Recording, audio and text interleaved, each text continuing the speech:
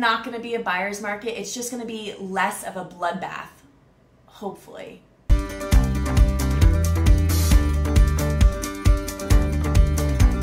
So everyone's a bit Twitter-pated right now because Zillow stopped buying homes and conspiracy theories are flying.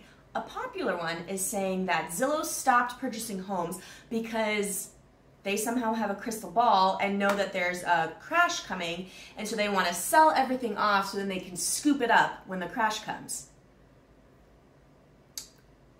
I don't think that's going to happen. In my opinion, a crash is not coming. If you're trying to wait to buy in hopes that the crash is coming and you can get a cheaper house, I ultimately don't think that's the right decision. But there are other reasons to wait to buy, so that's what this video is going to be all about. Should you wait to buy, or should you take advantage of this market? Hey everybody, and welcome back to my channel. My name is Jessica Dorsey. Today, I want to talk about whether you should take advantage of what's happening right now in the fall market, or if you should really wait to buy. So first things first, I do not believe a crash is coming. What we are seeing in the market, at least in Colorado, is your typical supply and demand. There is less than a month's worth of inventory on the market right now, and we have tons of buyers wanting those homes. So that is not a crash scenario, in my opinion. They are very qualified buyers. A lot of them have been cash buyers, so that does not lead to a crash as far as I can tell. I do not have a crystal ball. Who can really say whether a crash is coming? No one actually knows. But as far as I'm concerned, I'm not seeing crash situations happening in Colorado. Also, lenders are under a much stricter regimen, so we're not seeing a lot of the predatory loans that were happening that caused the 2008 crash. Lenders are being highly scrutinized right now. If you're thinking that we're about to head into another 2008 situation, I don't think that's true. In my opinion, I don't think it's happening. Ultimately, real estate is a long hold game. Unless you're into wholesaling, then that's kind of a different situation than what I talk about on my channel, but real estate tends to trend upward throughout time. Sure, there are dips that go like this, but ultimately the trajectory is always appreciating. So keep that in mind that, okay, you might buy this year. What if it does crash? I don't know. Again, I don't have a crystal ball. And next year your home value is low. Well, it's okay because you're not planning on selling yet. You want to hold until you are making a profit. So over 5 years, you should see the equity in your house increase.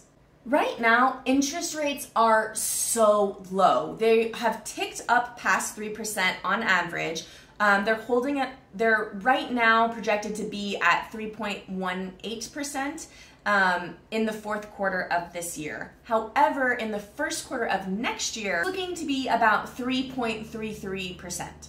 And ending next year, they're thinking 3.55. So that is a huge jump, and it will ultimately affect your mortgage payment. So with an increase in rates, it will increase your mortgage payment, and that can ultimately decide what your buying power is. Rising interest rates can ultimately dictate how much you're qualified for. So as interests rise, then your monthly payment rises, but that reduces your buying power. So keep that in mind if you're considering waiting. So 2021 was another crazy year in real estate. Homes appreciated almost 12%, which is bananas. However, home values are still projected to appreciate. Maybe not into the double digits, but at least 6% right now. So if you take a look at this graph, you can see that, okay, there's a big jump for this year, and ultimately it is lower as far as appreciation values, but they're not going negative. You're still appreciating 6%, and you're still stair-stepping upwards. So that is something to keep in mind, because as the homes appreciate, people are going to want more money for them, which means the list price is going to be higher. Finally, I want to discuss inventory. This is all a part of the supply and demand as well. So something that will help you if you're waiting is we are expecting a 10% inventory jump. which means that there's going to be more homes on the market, so maybe less offers on each individual home. Still, even 10% of an increase is still making this 100% a seller's market. So don't think it's going to suddenly be a buyer's market in 2022. It's not going to be a buyer's market. It's just going to be less of a bloodbath, hopefully. If you're considering buying a house right now, or you're in the midst of your journey buying a house, I know that it is very frustrating for a lot of people. There's so much competition out there. Ultimately, take a look at what you can compromise on and what you absolutely cannot compromise on. Can you live a little bit further out of town? Can you reduce the size of your backyard? Find some things that you can live without for now, because 90% of the time, the first home that you buy is not going to be your forever home. Think of it as a staircase. You are starting at the bottom here, buying your first home.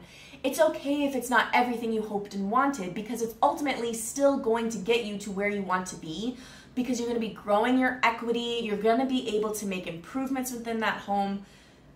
I'm not telling you to go buy something inhabitable, but I'm just telling you to go and maybe keep an open mind when you see a home that has laminate countertops, especially if you're in that really competitive price point. If you're at the average price point, if that's what you're qualified for within your market, know that it's gonna be a slightly frustrating journey. Lean on your agent, talk to your agent, make sure that they know how you're feeling with everything, and they should also come to you with some options in order to not make the journey so frustrating. But I just don't want you to go into the market thinking that you're going to find your dream home right away.